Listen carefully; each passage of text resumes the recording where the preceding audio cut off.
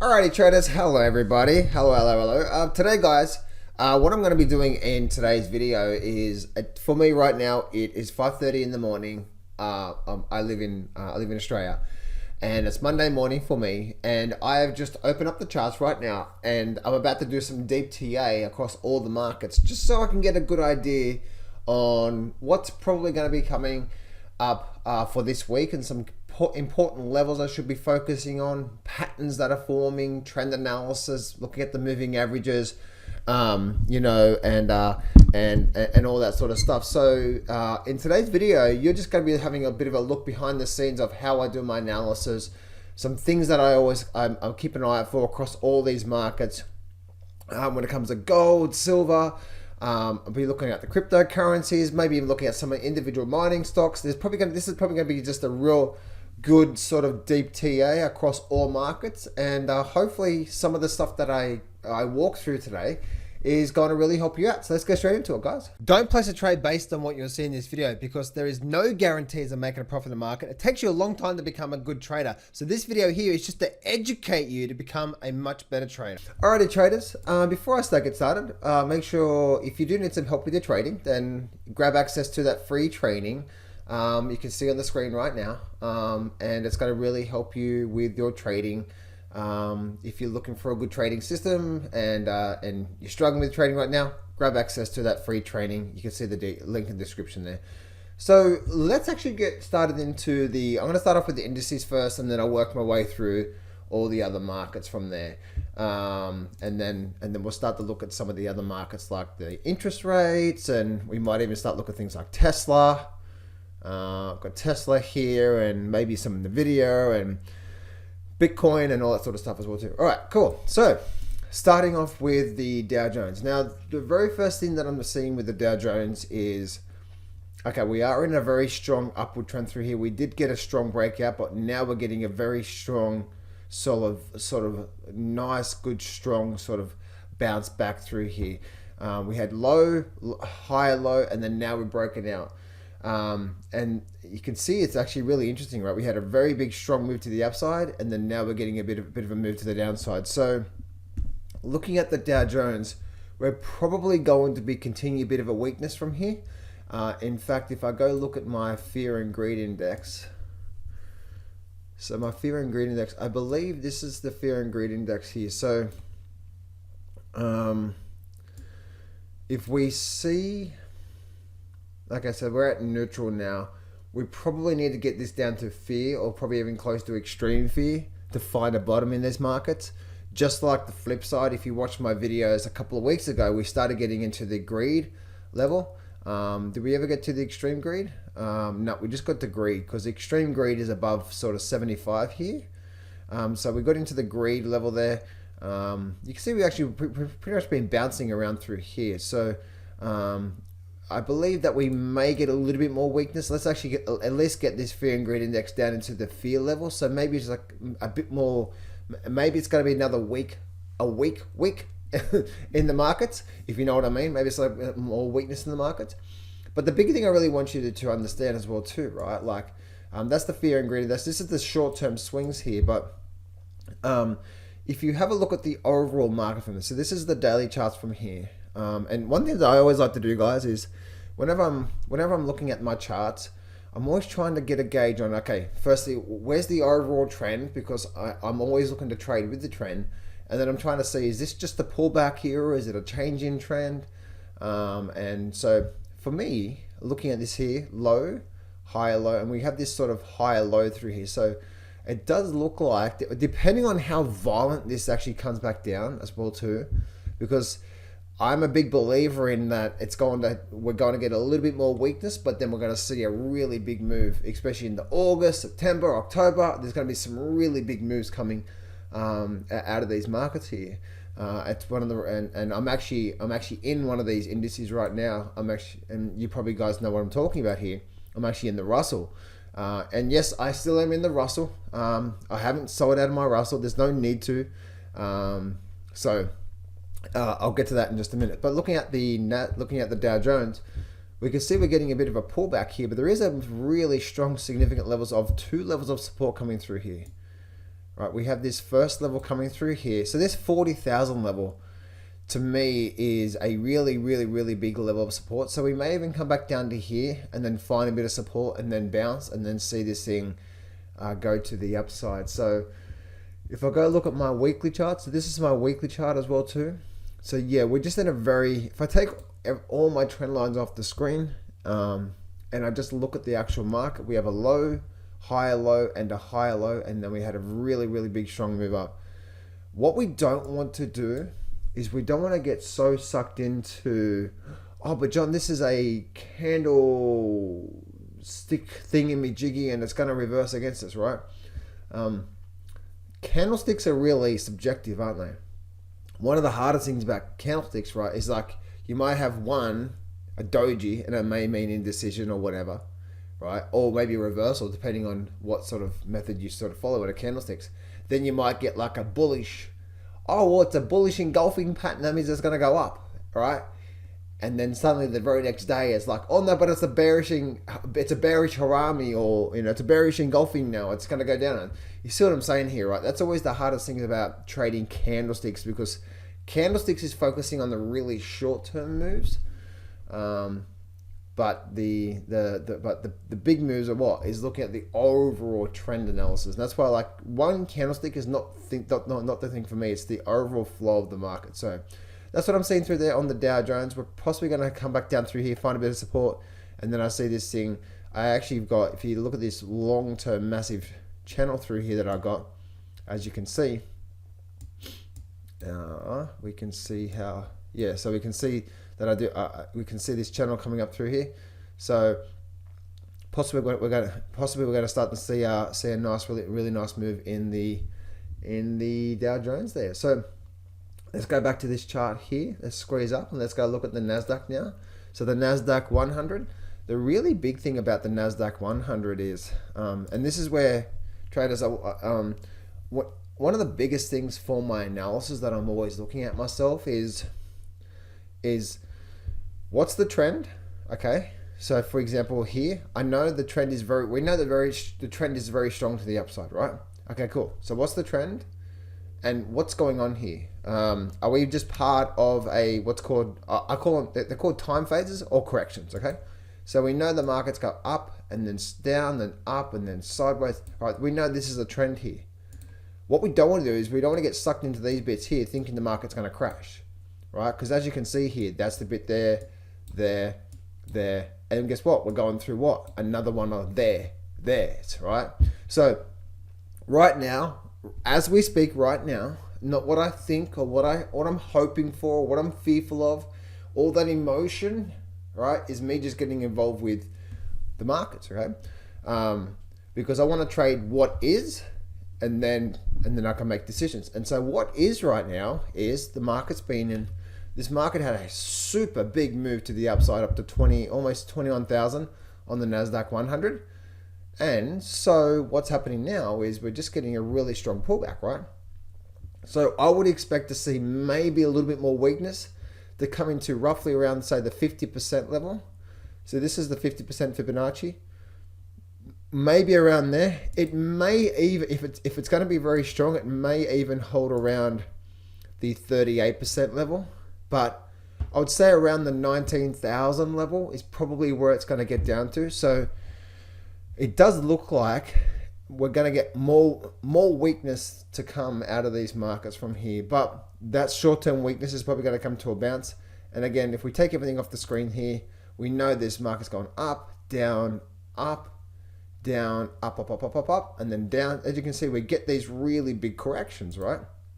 So you get these really big, nice, good, like a month sort of correction. This one here was a few months. This one here was a big, and we're just getting another one here, right? So there's nothing on the screen to say this thing's going to crash, right? I want you to understand that a crash, what is a crash? Don't be fearful. Don't be trying to short the markets now, thinking the market's going to crash. Because what is a crash, right? We think in the mind, oh, big down bar, right? Remember, a crash, 2008 stock market crash was 2008. That was 12 months, not one day, 1 week, or even 1 month, right? It slowly steps down. So if it's going to crash, guess what? We're going to start to get something like this, right? we're gonna get you get the point, right? We're gonna start the step down. We won't just suddenly crash. But for right now, guys, this is just a bit of a drop to the downside. Probably more weakness to come out of the markets, especially get that fear and greed index, and away we go from there. Looking at the S&P 500, and we're looking at the exact same sort of situations from here as well too, right? So we see that we have a low, high, low, high, low, and then had a strong high low through here. We had a bit of a short-term pullback from here, and then we had this really big strong move up, and then we had this another. It was actually quite a shallow pullback, right? So I would have expected to see this thing get to at least the 50% Fibonacci, but it didn't, right? We didn't even get to the 38, did we? No, look at that there. We didn't even get to the 38% Fibonacci, and then had another really big move to the upside. And then now look what's happening. We're coming through here. So this is probably the start of a lot more weakness, I would say, looking at the S&P. Now, a lot more weakness. And all we're doing here is we're just balancing things out, right? When things get too far overstretched from the markets, we're just getting a little bit more of a pullback, right? A little bit of a pullback, a little bit of a drop in the markets to what? Just to continue the trend, right? That's all we're doing here. So it's going up and then down and then up, and then we go back down again, and then we go back up. So if you're trying to short the markets looking for a really big move, oh my goodness, this market's going to crash and all that sort of stuff, you are definitely trading with your ego right now, right? Remember, big profits come from big trends. Big profits come from big trends, trading with that trend, right? So the best thing to do is that if you're looking for a big profit in the market, that you're likely to be in a trade. Now, guys, remember, big profit in the market requires you to be in the market for a couple of months or more, right? Especially now utilizing options. If you want a good 400-500%, potentially 1,000% return, you've got to be in the market for a few months as the market's doing its thing. So there's a really low probability that's going to happen. We're probably going to see a little bit of a pullback and then a real big strong move back to the upside. So that's what I'm seeing through there. And then looking at the Russell's having a really Russell actually had a really big strong move to the upside. I'm in the Russell right now. Actually, I've been in the Russell for a while now.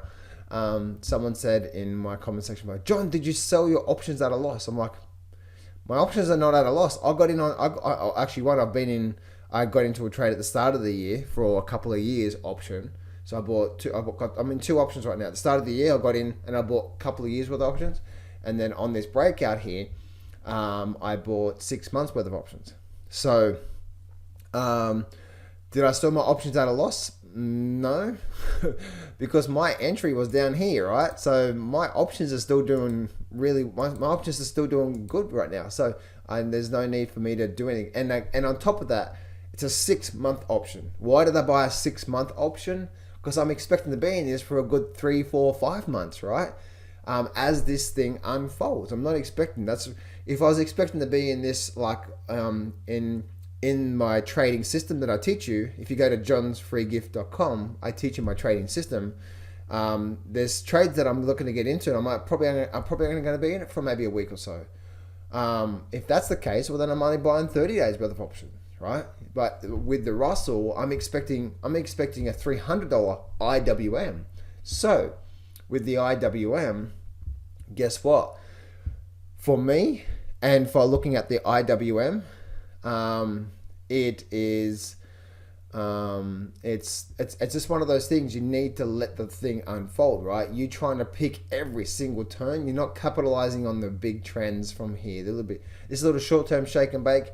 That's all I see it as. And especially when you start to look at the real big long-term view from here, there's a high probability we're going to start to really make a really nice move out of the Russell here. So that's for me anyway, guys. That's for me anyway. Even if this thing turns into a loss for me, I'm okay. Guess what? Because it's only a small risk on my account.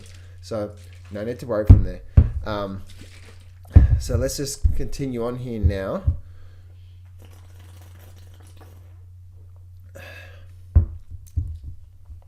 And let's actually continue on through to... So that's the indices done. So the overall indices, guys, probably a bit more weakness coming into the markets this week to finish off July, and then coming into August. Guess what? Get ready for real big moves, right? So the anticipation the anticipation, I can't even say that, anticipation? I can't even say that word. Anticipate or get ready for what's to come, right? And so just get ready for that. Anyway, looking at the gold and silver market now. Let's go look at gold and silver. So the gold and silver market right now. So silver actually did not, and this is where you never want to jump the gun, right? So on silver, I was saying that if we do, right, this is where if you jump the gun and try to get in early, it's never a good idea, right? Never ever a good idea. I'm always wait for the if scenarios to confirm, and then I get into the trade. I never like, well, this thing is definitely going to go up, so why didn't I just get in now? That's a rookie mistake. You want to get into it. So throughout the week, with my silver updates, I have said, as this market was coming down through, especially on this day here, I said, if this market does start to turn around here and start to get a bit of a breakout to the upside, if it does do that, then we get the trigger to then see this thing move to the upside. But did we get the if scenarios? No, we didn't, right? We got another down day. If the market does hold here and then start to turn back up and then break up above these highs, then we're likely to see the next leg can actually start in the markets. Did we get the if scenarios? We didn't, did we? And this is where, if you are like, well, I'm going to get into silver now because it's definitely going to make a big move, and let me get in now before it makes the move. You get in way too early, right? Getting way too early, and it may not confirm. For me, it did a trading opportunity did not confirm in silver, so therefore I did not trade it, and I did not lose money. People that were getting into silver here because they thought the market was going to go up without getting any entry signal off the way that they trade, and now underwater because they got into something because they thought it was, instead of waiting for their confirmation. For me, I did not get my confirmation, so therefore I did not trade silver, and therefore I did not lose money. So always wait for confirmation, guys. Now, with your system, or with the way that I personally trade anyway, one of the reasons why I love the way that I trade is because I have my system, like I'll have my setup that I'm looking for, and then I have the exact entry candle that I'm looking for. I'm looking for the precise candle to say, now's the time to get into this thing, right? I'm not getting into just any ordinary thing, right? So that's not for me. Now, by the way, guys, like the reason why I trade the way that I trade, because I'm looking for an opportunity to make 50 or 100 grand on a trade, right? I'm not looking to make $1,000 on a trade. I'm not looking to make a few $100s on a trade. Like, that's just not me, right? I'm you know, if you're doing that, you know, it's all good for you. But for me, I'm always scouring the internet and looking for these opportunities, and I'm like a sniper, right? I'm watching, I'm looking, I'm scanning all these markets. I've got my watch list of stocks I'm watching for. I'm running my scans every single day, right? This is how I actually trade the market. And so for me personally, I'm always looking for those opportunities where I can put in, you know, even put in a $20,000 position and hold that thing for a couple of months on an option and potentially turn that into an $80,000 or $100,000 profit. You see what I'm saying here? Like, I want to be looking for opportunities like that where I can not be trading a lot, but more of a sniper approach. And that's the way that I do trade, right? I'm not looking to get in, and I'm not looking to get in everything just to make a few $100s. No. Right, throughout my entire. If you look at my entire year, there's going to be segments throughout the entire year where I'm going to pick up a six-figure or multiple six-figure profit within the markets, right? You know, or at least a $20,000 or $30,000 profit. Like that's I want to be looking for those opportunities, right? So even with a $10,000 position, you could pick up a $30,000 or $40,000 profit, or maybe more, right? And if you can have a handful of those trades throughout the entire year, you could be on a six-figure wage. You could only be on a six-figure wage trading, say, $10,000. Now, when I say $10,000, the way that I trade, guys, when I say $10,000, most of the time, I'd have to say at least 80% of the time, I'm risking out of that 10,000. If it was 10,000, I trade more than that. But if it was just 10,000, I'm only risking 20 to 30% of that on average, right? So it's roughly around, say, 3,000. So if I had a $100,000 trading account, I've got a lot more than that, but if it's only a $100,000 trading account and I'm trading $10,000, I'm really risking only 2 to 3,000 of that because of my trade management. I'm going to get out fast for a small loss, right? But if it does have a really big move and it does pick up, say, a 400% return, well, my $3,000 risk just made me a $40,000 profit. This is when the game changes, right? Like, I'm not looking to jump in any ordinary thing. I'm looking for that. If you'd like to join my actual coaching program, then you can actually go apply for that. If you go to getjohnshelp.com, or there should be a link in the description there. Go click on that. You can go see the application and all the testimonials and what it's all about, and so on and so forth. But I'm trying to share with you guys that if you want to get into at least the 6-figure range in these markets, and then eventually there's 7-figure ranges, what is that all about, right? Making 7 figures out of the markets, or at least making 6 figures out of the markets, is not about looking for opportunities to try to get in and get out really quickly and try to make a few $100, right? Or even $1,000. Like, that's not what this is all about, right? It's looking for opportunities that have to, like, there's no guarantees, right? But I'm always looking for opportunities that has the potential of making a really big move. So if I am right, and it does make a big move for a month or two, like for example, the Russell could be that. Come back 2-3 months from now, the Russell could be having a screaming bull market, which I believe it is. And then my options are up 400%, 500%, potentially even up to 1,000% because we had such a big move over the course of August, September, October, November, right? That's the reason why I bought 6 months of option just recently on the Russell. Now, I bought it before the big breakout, but I'm trying to share with you guys, like, I hope you get, right? It's a different way of thinking about your trading, right? Instead of trying to look, oh, I'm trying to put in $1,000 right now and I'm trying to make 20% here, I'm trying to make $200 today. Why don't we step back and say, then I'm trying to look for opportunities that, yes, I'm going to have my losses and no one definitely knows what's going to happen, but I'm trying to look for opportunities that has the potential of making a big move here over the course of the next 2 or 3 months. And if I do put in $1,000, how can that $1,000 be worth $4,000 or $5,000 in a couple of months? Now, as I say that, unfortunately, the way that this stock market works is that you're like, make $5,000 in a couple of months. John, I'm not going to make $5,000 this month.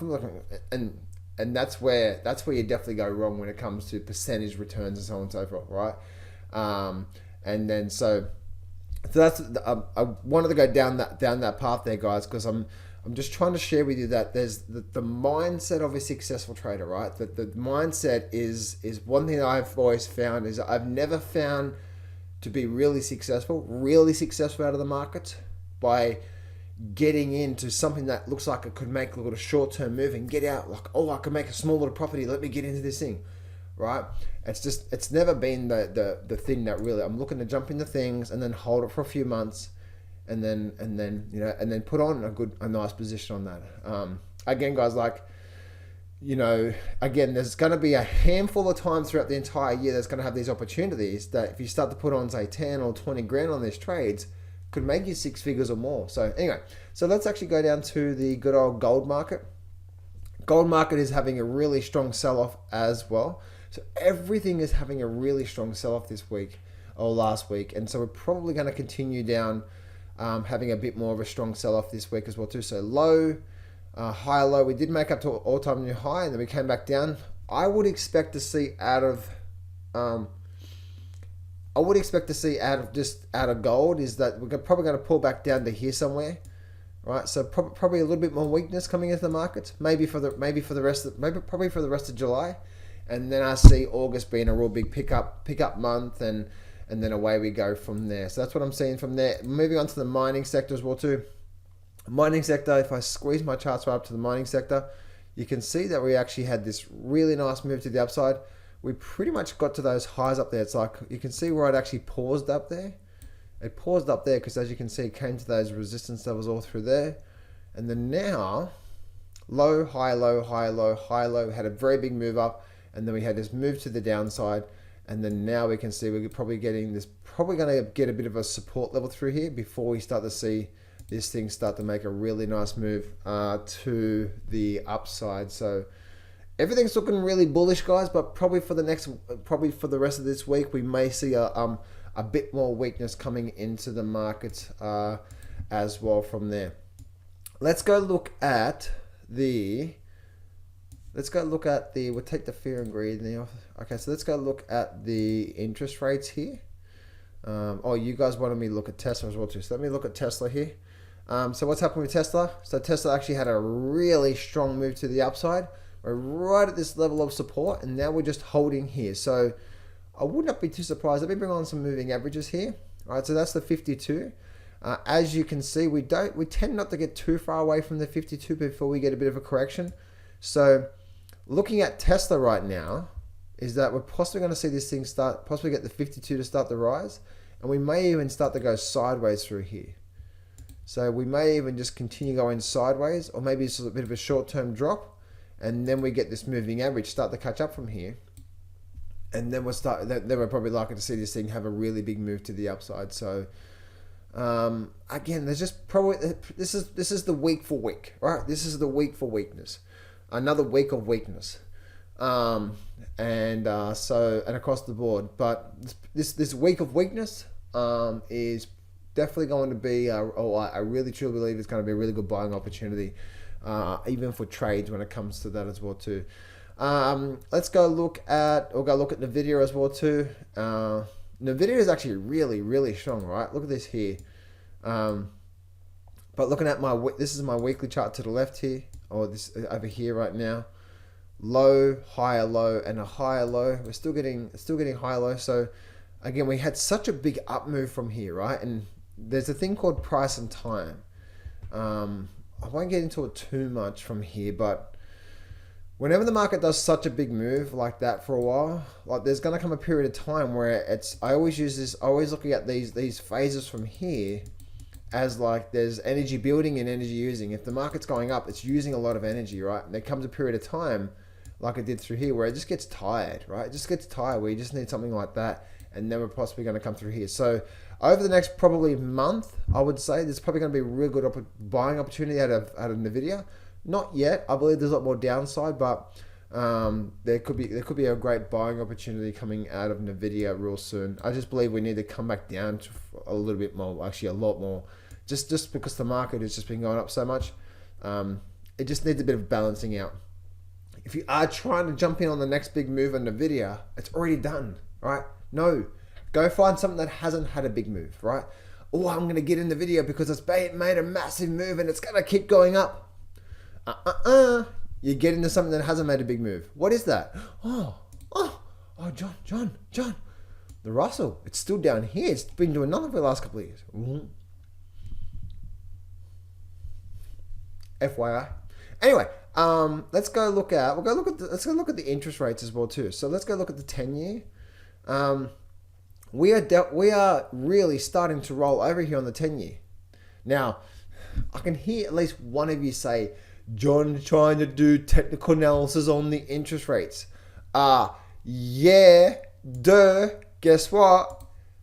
Low, higher low, higher low, higher low, higher low, higher low, higher low. Oh, there's a trend. Oh, you can't do technical analysis on the interest rates, John. I just did. Anyway, we're getting a lower high here right now. So there's a bit of indecision. Here's the thing, all right? Here's the thing about the 10-year. If we start to break below this low through here on the 10-year, the top is in, right? We don't know if the top's in right now because what can happen a lot of the times here is we get these high lows, you get these little lower high, and then you can continue back up again. So if we start to break below 4% on the 10-year, we know it's all downhill from there, right? Same for the 30-year as well too. The 30-year, same. If we start to break below the 4%, then we're probably going to be looking at that. In fact, let's actually do this here. Let me do this here. Let me go and have a look at.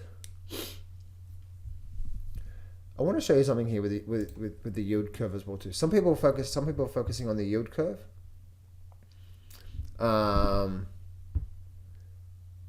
look at that. Yeah, did I just add that? Okay, cool. So some people focus on the yield curve, but I want to show you something when it comes to the yield curve, okay?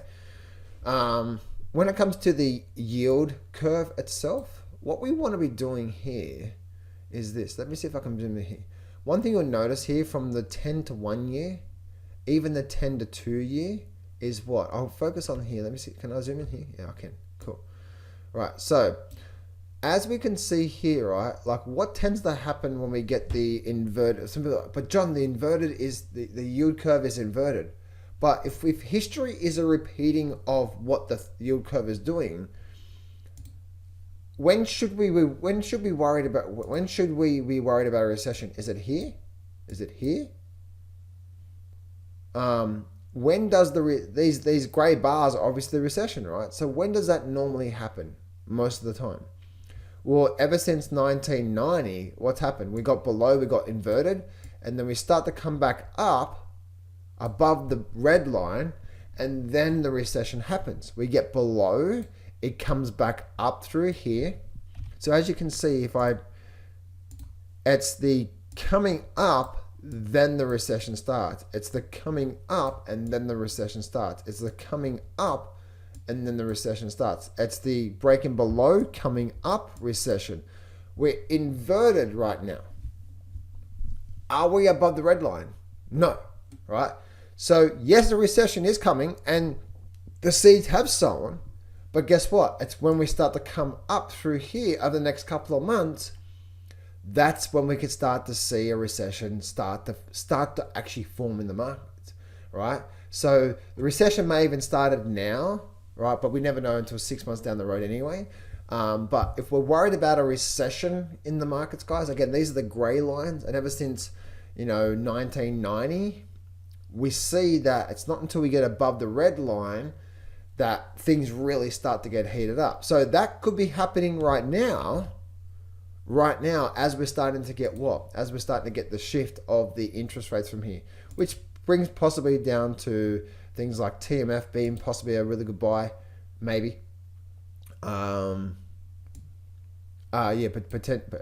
actually no. No. Forget that, guys. Forget that.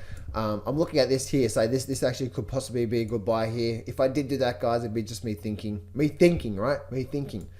Man, I always get in trouble when I do the thinking trades, right? Well, I think the interest rates are going to go down, so therefore I think the TMF's going to go up, so therefore I should get into this thinking trade.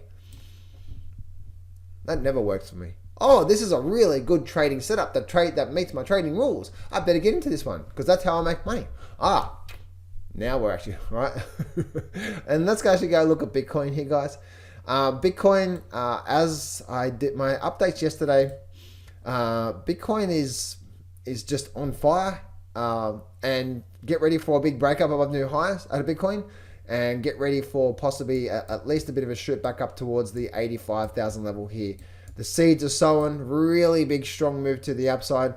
And I've noticed this quite a fair bit, guys. When I'm looking at any market from here, especially the weekly charts, if we have the moving average being very, very, very strong to the upside through here, and we get a down and then a short-term flush down and a big back up, and then a big back up, that's the short-term false breakdown, right, before what's called the slingshot pattern. I call it the slingshot pattern because it comes down here, flushes the short-term weaknesses out, right? Especially people that got stops through here. They run the stops and then they sling it back to the upside, and then it makes its way back up to here 80 and possibly even racing back up to even 100 from there. So there we go, traders. There's a bit of an update for you across the actual markets from here.